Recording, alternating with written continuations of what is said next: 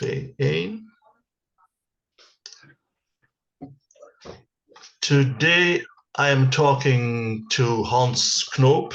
Now, for you who don't know Hans Knoop, is a Dutch journalist. He was involved in the Menten case. Well, he investigated it in the Netherlands. So, Pieter Menten was a war criminal, convicted war criminal in the Netherlands. But it took a while before we actually got the conviction. But Hans was pivotal to this conviction. So, Hans, if you just tell us quickly who you are, what you're doing, and how you got involved in the whole Pieter Menten case. Okay, I try to be as brief as possible. I'm 80 years old. 80. I was born in 1943 during the war as a hidden child. My parents were both Jewish, so I grew up as a Jewish kid in hiding. I survived together with my parents. During the war, when I was hidden, it was partly together with my parents, but also partly alone. So after the war, my father started a new life. He was a furrier. Later on, I got a brother 5 years later. And in the 60s, I started to work as a journalist. That was my dream, to become a journalist.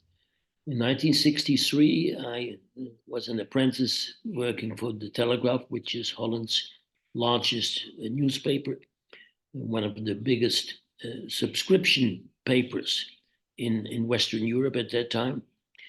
Did all the, let's say, editorial jobs possible. I was the city editor in Amsterdam. It was quite an exciting time when the hippie movement got off the ground and Amsterdam became the world capital of the hippie movement. Later on, I became the first correspondent of the Telegraaf in Israel. That was in 1965. And I had the luck to cover the 6 Days War in 1967, which I covered from, of course, the very first beginning. That was quite a unique story to cover. Later on, I got back to Holland, did another war. It was the Biafran Nigerian War in Africa, which was the most, let's say, the most shocking war I did as a war correspondent, because there were so many casualties amongst civilians that even the current Gaza war is children play compared with the humanitarian suffering which I saw in Biafra in the late 60s. Then I became the correspondent of the Telegraaf in Brussels, covering European Union and NATO. Was called back to Holland to become the editor-in-chief of a political news magazine, which was purchased by the Telegraaf. Magazine more or less comparable, not quality-wise, but visually comparable with Time or Newsweek. And it was in that capacity that I bumped on the Menten story. To start with the Menten story, just briefly, I got a phone call from a lady who I knew.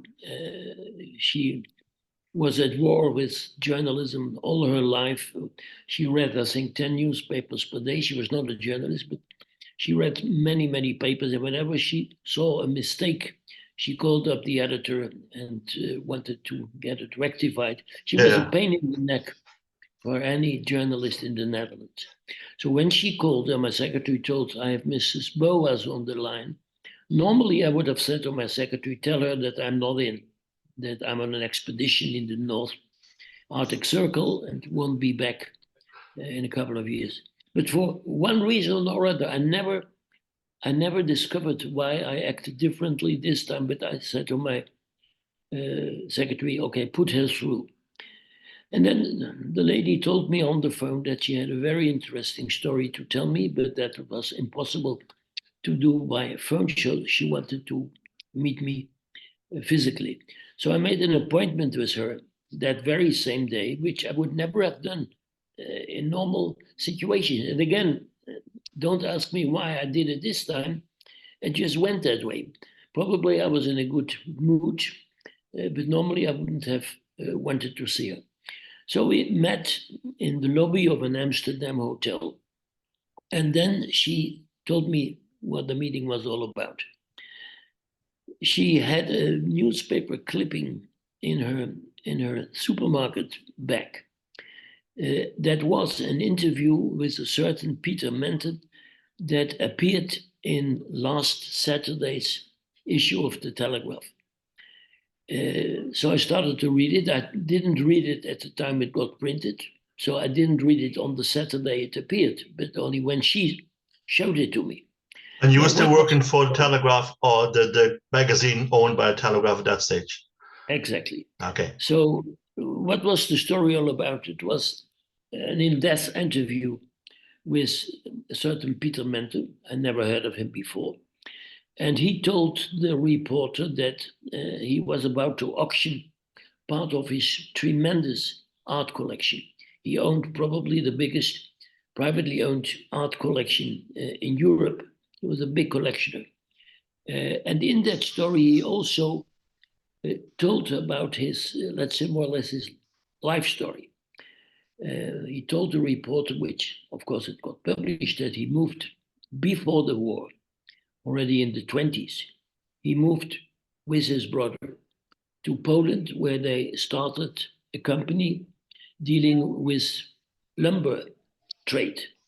He became extremely wealthy in Poland. He owned large forests, was engaged in all kinds of big deals, oil deals.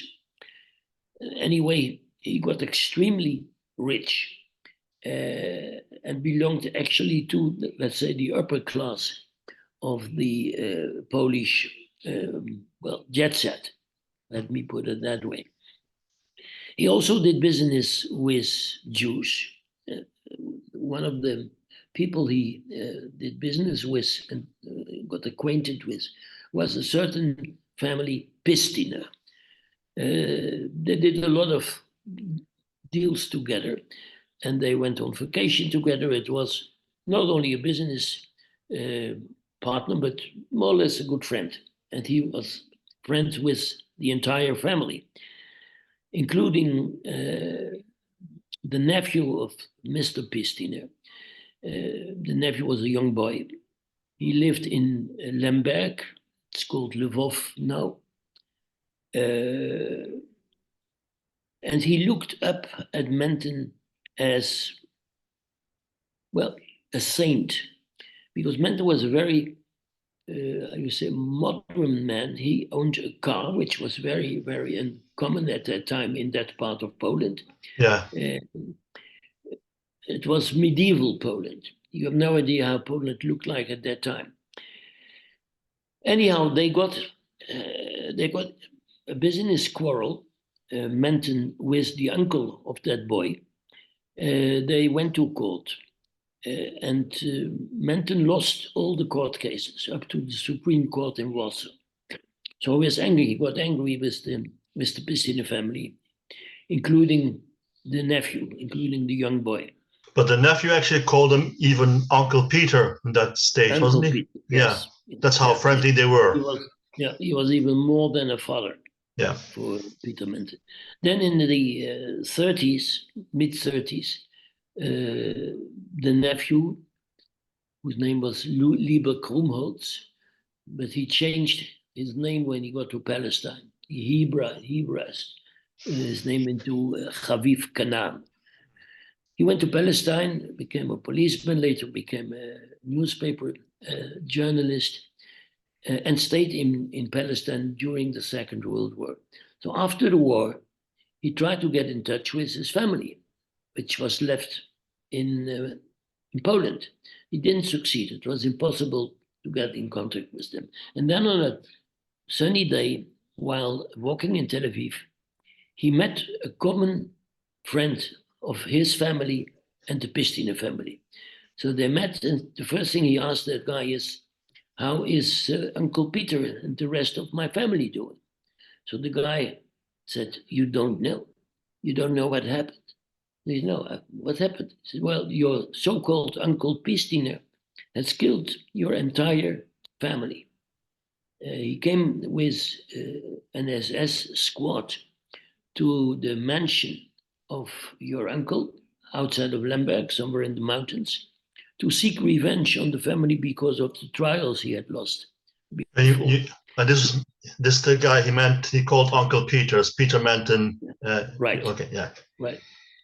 So he gave him all the information. So Canaan, or Krumholz, what his original name was, tried to get in touch with the Dutch prosecutor and tried to convince, not by email, didn't exist, but by regular letters, to convince the Dutch prosecution to arrest him and bring him to court.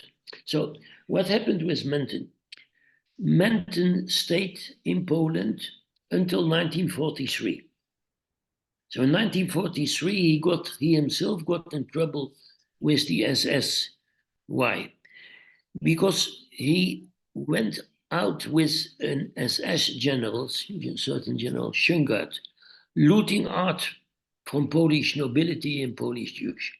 They went together on many, let's say, trips to the countryside, trying to loot art and valuables from Polish nobility and Polish Jews. But they didn't give it to the German authorities. They kept it for themselves. It was just theft meant for their own personal gains. So when the SS found out what happened, they brought both the general and Menten to an SS court in Krakow. But the trial didn't go through because after a few sessions, the president of the court already understood that so many high SS people were involved in this mass looting of art and valuables that it would have been a disaster for the SS. So they called it off. They ended the trial in the middle, and both Menten and the SS general were expelled from Poland. Menten went back to Holland with his own train full of stolen art. Just imagine, with his own train throughout occupied Europe back to Holland. And the General Schungard was moved to another destination in Greece. So they separated. And then later on in 1944, after the assassination of the highest SS general in the Netherlands, Schungard was nominated to succeed on him. So in Holland, they met again. At the end of the war, they met again because Schungard became the SS chief for occupied Holland. Pieter Menten had been a member of SS at that stage as well. Is that correct? Yeah. Right. So after the war, Menten failed to convince the Dutch prosecution to arrest Menten. He got arrested, Menten, but charged for collaboration with the Germans for what he did in the Netherlands in the last part of the war. They didn't know about what happened in Poland, and they were not ready to open up a new case for war crimes or crimes against humanity. That would have been impossible because also of the geopolitical situation at the time. It was in the midst of the Cold War. It all happened behind the Iron Curtain. It was impossible to hold their own investigation at that time in Poland or Ukraine or wherever it was. So it never materialized. Then Menten told the lady who contacted me, she was the stringer correspondent for the newspaper where Canaan was the chief editor, the deputy chief editor. So he gave him the standing order. Whenever you see or read something on Pieter Menten in the Dutch media, immediately contact me.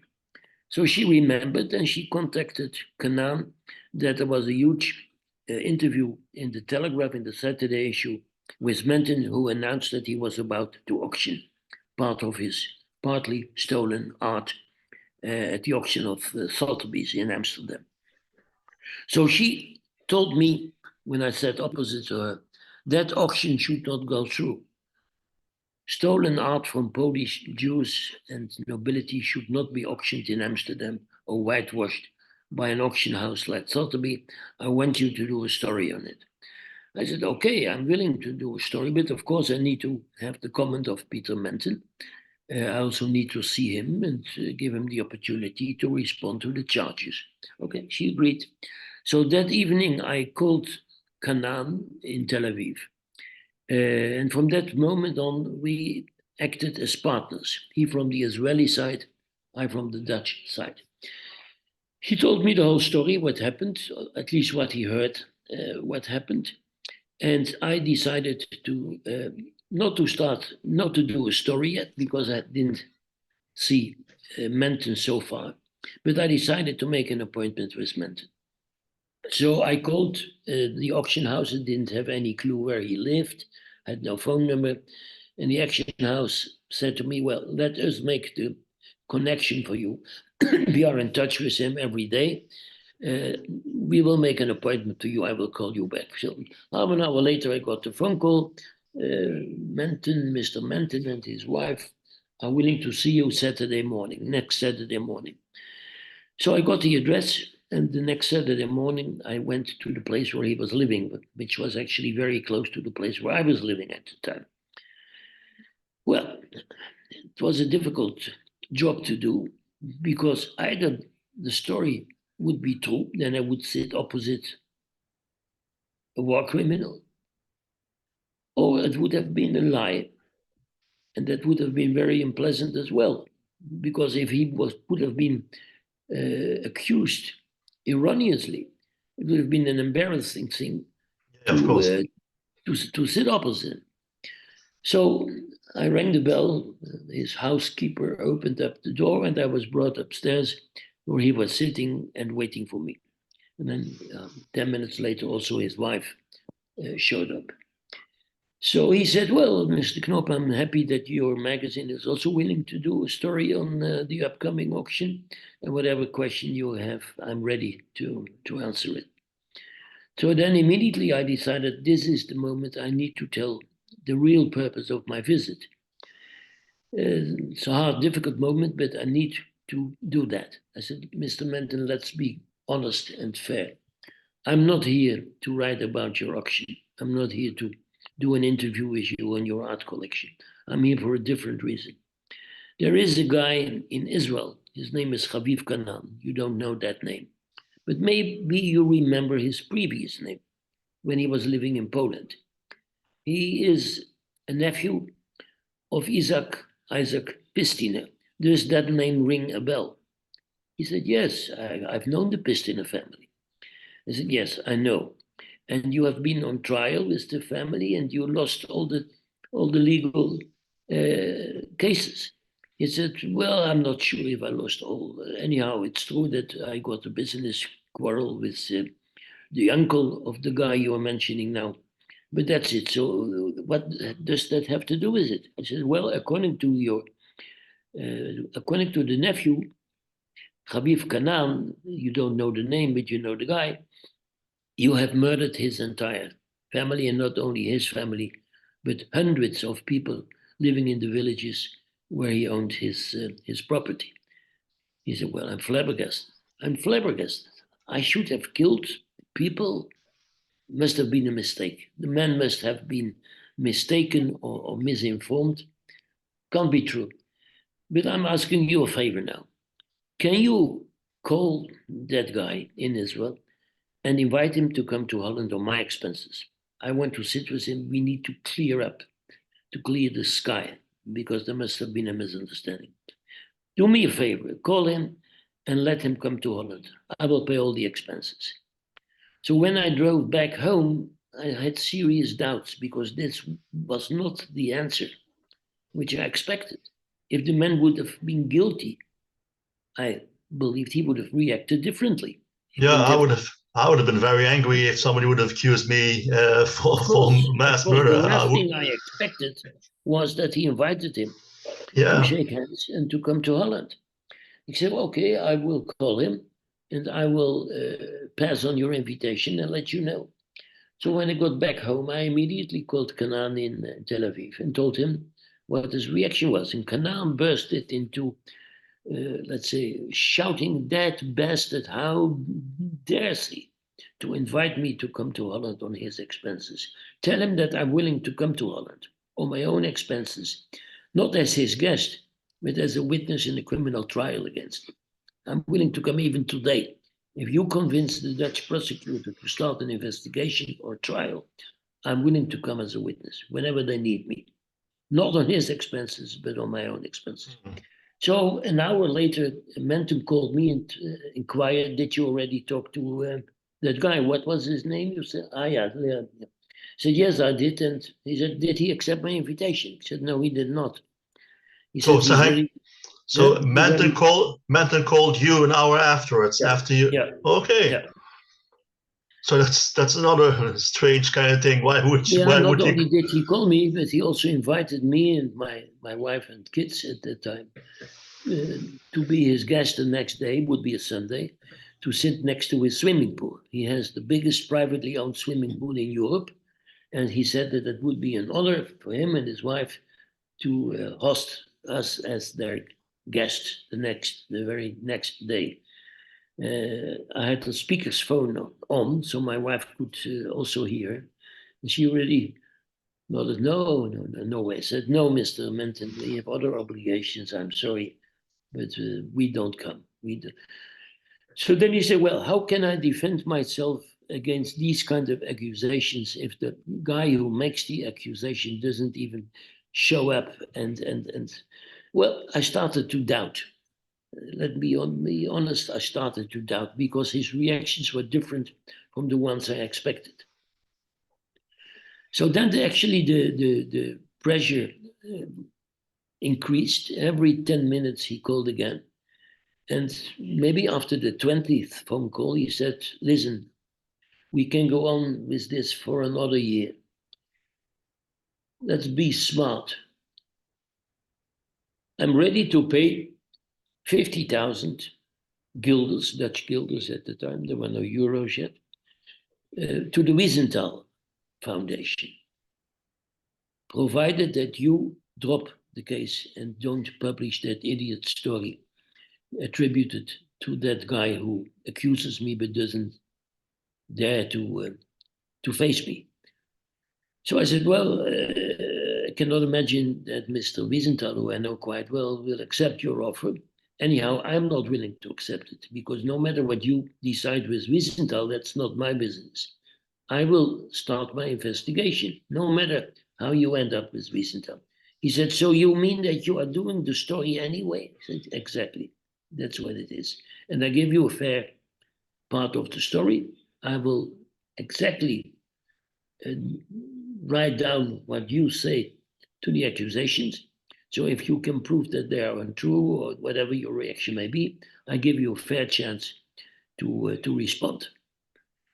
Now, then he started to threaten me. He said that he is so wealthy, one of the wealthiest men in Holland, that with one phone call he could even buy all the shares of the Telegraaf publishing company, which was listed on the Dutch stock market, and that the first thing he would do as the owner was to fire me. So I had to think about my family and not act the responsible way I did. So I told him that makes no sense on me. Really, it makes no sense. I will do my investigation. I will do that fairly. Whenever there is a question, I will put it forward to you. That's it. That's the last time I talked to him by phone. Then the first story appeared, double splash in the heart of the magazine, couple of pages, in which I did nothing else but on one page publish the accusations, and on the other page publish the denial. Couldn't be more fair. And that started the whole Menten affair, which would finally going to last 4 years. Well, to summarize the rest of the story, I decided that the only way to prove that he's guilty is that I go to the villages where he committed his murders. But that wasn't that easy because it was to form, in the meantime, it was Soviet Union. At the time he committed. This is 1976, 1977, about? Okay. Yeah. And Lvov, it was all in the Lvov region where he committed his crimes. At that time, Lvov was the headquarters of the Warsaw Pact forces. No Western visitor was allowed to enter that region. So I went to see the German embassy in The Hague and applied for a visa. I was already denied a visa years before, when I wanted to do a story on the fate of Soviet Jewry, when Jews were targeted in the Soviet Union. I wanted to do a story and wanted to go to the Soviet Union to speak to the victims. I was denied by then, so I had very little hope that this time things would be different.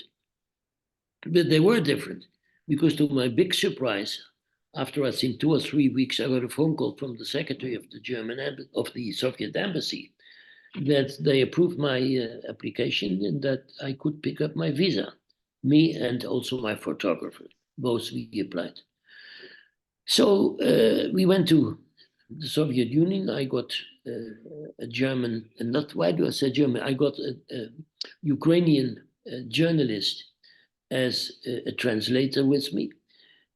Probably he was also a KGB agent to monitor me. That could very well be true, but I cannot confirm that because he just acted as my interpreter.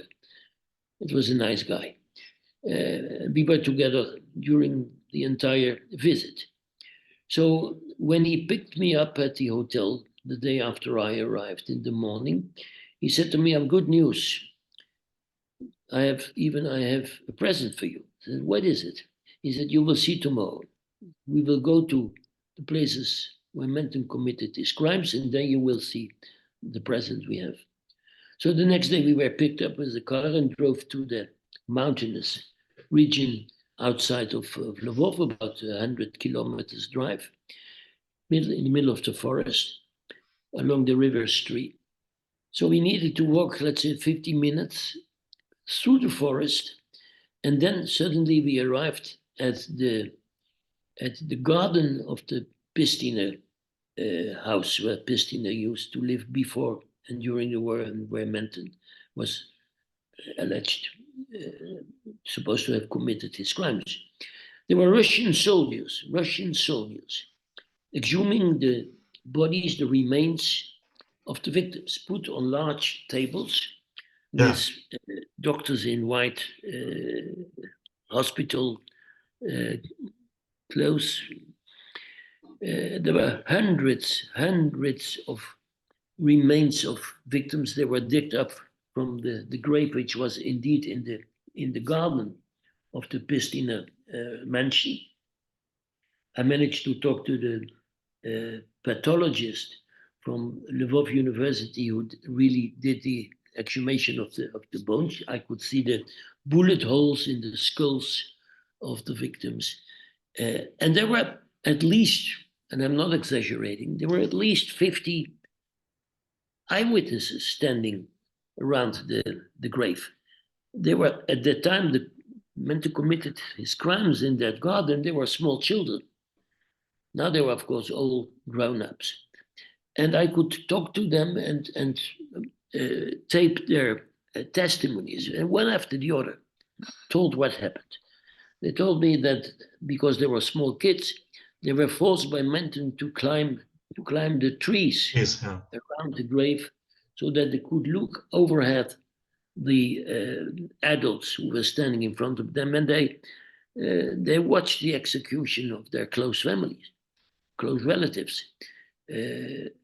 On the grave, Menten had ordered to put a plank in the middle, and in groups of 5, the villagers, the peasants, needed to walk on that plank, and when they were in the middle, Menten just moved his finger, and then a salvo killed them, and they fall into the grave. When I came back to Holland with the testimonies I've managed to gather, I went to see the Minister of Justice, because I said, if this is going to be published, Menten won't wait, and he will move, he will escape I mean, he can afford even a trip to the moon Yeah. to remain at large. You have to arrest him. The minister refused. He said, listen, Mr. Knoop, I appreciate your work. You've so far done a great job with the material you came up with. But you're a journalist. We work differently. Your testimonies, which you recorded on tape, may have been of great impact from journalistic point of view, but they are without any value from a legal point of view. Only let's say, a qualified interpreter makes them legal. They should get professional interpretation. So we can't arrest him. If we arrest him within a couple of days, he will be free because he will protest. He will go to trial and start litigation against his arrest. And there is a big chance that he will win. So then we have a bigger problem. The only thing which can help is that we also try to get a visa to go to Lvov, to the Lvov region, and redo what you already did, but then according to the legal rules in a criminal investigation. We have applied, so don't publish it yet, because then it's all value without any value, because then he will move and we have nothing. So wait before we give you the green light to go ahead with it. I said, well, I'm not going to wait forever. Actually, this story was already planned for next week. He said, well, that's impossible because we don't get the visa in a couple of days. It will last longer. You need to give us more time. I said, I will discuss it with others. Yeah. I'm a journalist. I'm not working under your supervision. I do what I find is the best journalistic way to do. So I can't give you so long. Let's make it not the next issue, but a week later. It's a weekly magazine, so you have another 10 days. He said, well, that Okay. won't be enough. But So and because we're kind of running out of time, small bit. So they got to Lvov at the time, and they or did they? they did. They finally got the visa, also because they pressurized the Soviet embassy that I would do the story first, and then the whole bloody thing would have been in vain. So the pressure I put on the minister, the foreign ministry on their part, put on the Soviet embassy to hurry up with issuing visa, which finally happened. So they followed my path. They did the same thing which I did before. They also talked to witness, but now in the presence of a judge. So also legally perfectly in order. And then they came back and they said, well, we've done the same thing as you did, but now it's legal. So I said, okay, so when are you going to arrest him? They said, no, we still want to wait with the arrest. I said, if you wait, you will be too late, because I'm going to publish the story in the next issue. And if you wait, he will be gone at the time you knock on his door. That's exactly what happened. When they tried to arrest him the next Monday and came to his mansion, he was already gone. And that caused a tremendous, huge political scandal in the Netherlands, which also meant the fall of the Minister of Justice. It was almost impossible for him to stay on. There was a parliamentary debate announced on the failed arrest of Menten, which started at 2 p.m. and lasted until 2 a.m. And according to statistics, it was viewed by more people than usually in Europe Cup final football. All right. It had the highest attendance ever on that specific time moments. It started 2 o'clock and lasted until 2 o'clock. If you drove in through the streets, you saw that everywhere the lights were on. Everywhere people were watching TV. It was a disaster for the government, especially for the Minister of Justice. Anyhow, he was gone.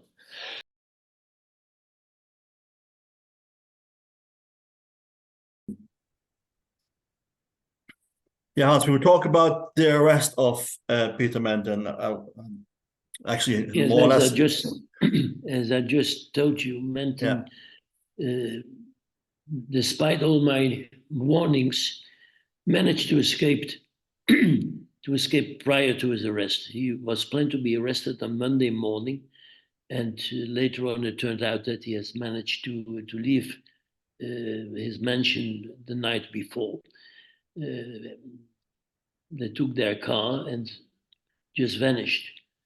Nobody knew where they were going to. Also, the housekeeper didn't know where they had gone to.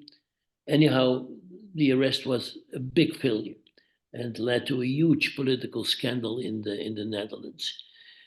Then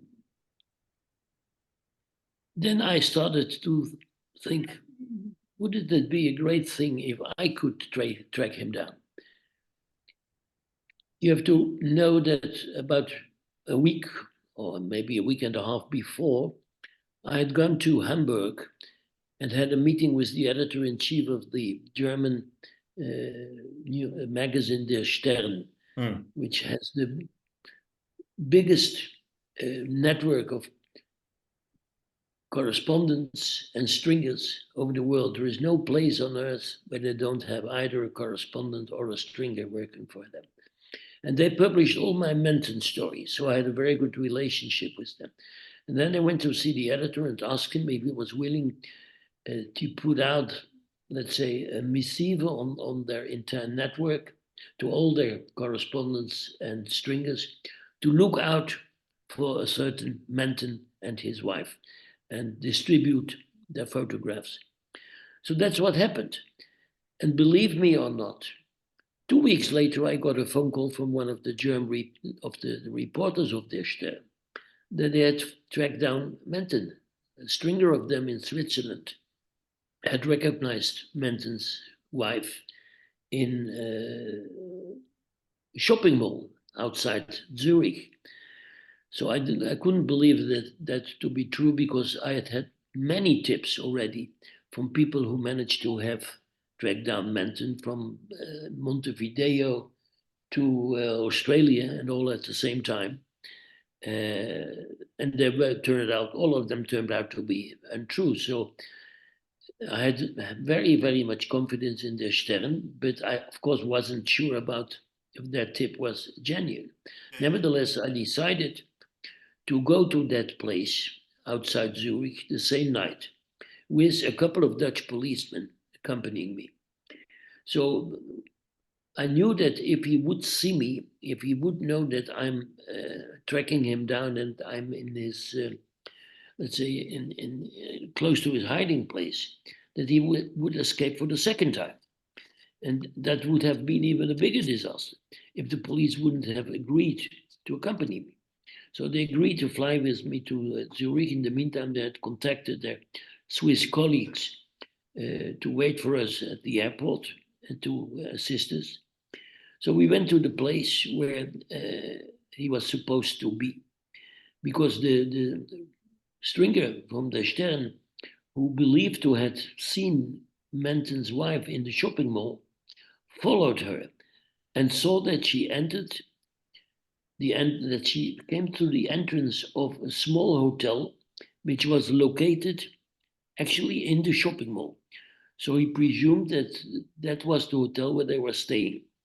So he inquired at the reception desk if a certain Mr. and Mrs. Menten had checked in, and it turned out to be true, although the name Menten was spelled erroneously, but sounds more or less as Menten. So they immediately contacted me, and I went that very same night with a couple of policemen to that shopping mall, to that hotel. They still use the own name, Menten, even though slightly different spelling. But differently, Menton instead of Menten. Okay. Yeah. So we arrived, I think it was December 6th, 1976. in the deserted shopping mall. Everyone, it was empty. We saw the elevator going up to the hotel. Everyone went to the elevator, but I wasn't allowed by the German police to join them upstairs. They said that should have been a violation of privacy rules. So I had to wait downstairs near the elevator before they came down, until they would come down. Now, believe me, that were the most difficult minutes in my life. Because until I didn't see Menten, I didn't believe that this time the tip would be a genuine tip. So I was staring at the small lamp display on the elevator to turn red. That would mean that the elevator would come down. And it took minutes and minutes. And then you were there with the Swiss and the Dutch police at that time? Yeah, okay. Dutch and the Swiss police. Well, the red light flashed on, so that meant that the elevator was coming down. So I positioned myself next to the door, so the door would open up and he would step out. He would immediately see me, and that's what happened.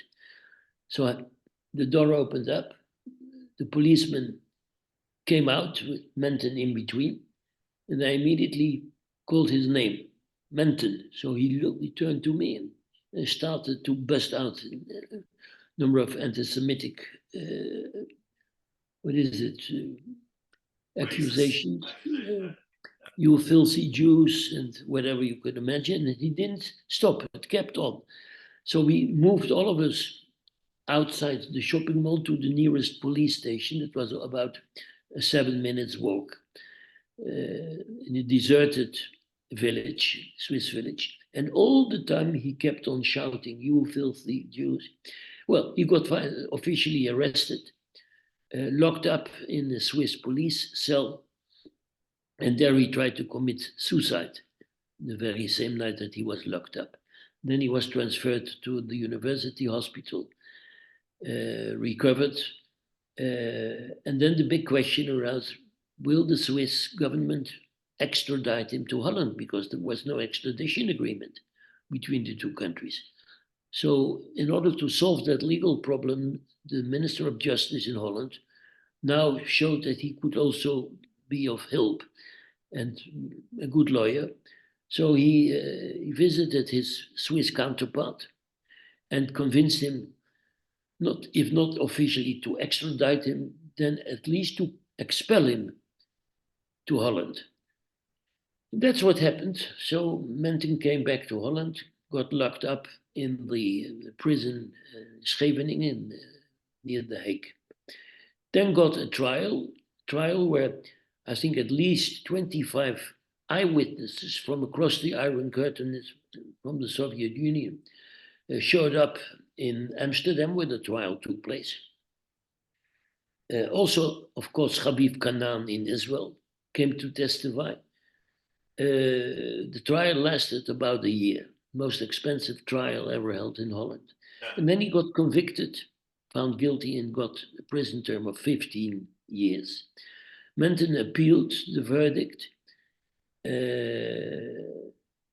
Second trial didn't bring another outcome, got convicted again, and then went up to the Supreme Court. The Supreme Court could not redo the case because the Supreme Court only looks at the, let's say, procedural aspects of the case. Have the lower courts acted according to the rules? Did everything go according to the way they should go? They're not going into the material question anymore. He won the case for the Supreme Court because the Supreme Court discovered that a minor error has been made during the first trial, and the Supreme Court decided that he should get another trial, but the material aspects could be checked again, and that would be a trial in Rotterdam. So we had a trial in Amsterdam, we had a trial in The Hague, and finally the Supreme Court ordered a trial in Rotterdam. That was the last thing. He got convicted in Rotterdam again, then appealed for the second time at the Supreme Court, And then the Supreme Court did not discover any irregularities, so the verdict of the Rotterdam court got confirmed by the Supreme Court. That's the end of the Menten story. He died I think, in 1960, what was it, 68, I think? 1988. Check that in Wikipedia. But he appealed because of the court case earlier, just after all, in 1952. He was promised immunity, I understand. Is that correct? No, yes, that's what he claimed. Yeah. But that was a lie. There is something like, in legal terms, ne bis in idem, which means that you cannot get you can't get indicted twice for the same offense. You can only get a criminal court case once. Yeah. You cannot get it again unless you appealed, of course. But then it's still the same case. So he said that after the war he got released. By the way, after the war he only got sentenced for help to the enemy in Holland. It only covered the part that he lived in Holland and that he reunited with General Schöngaard, who also got to Holland, and who succeeded the highest official, SS official in the Netherlands.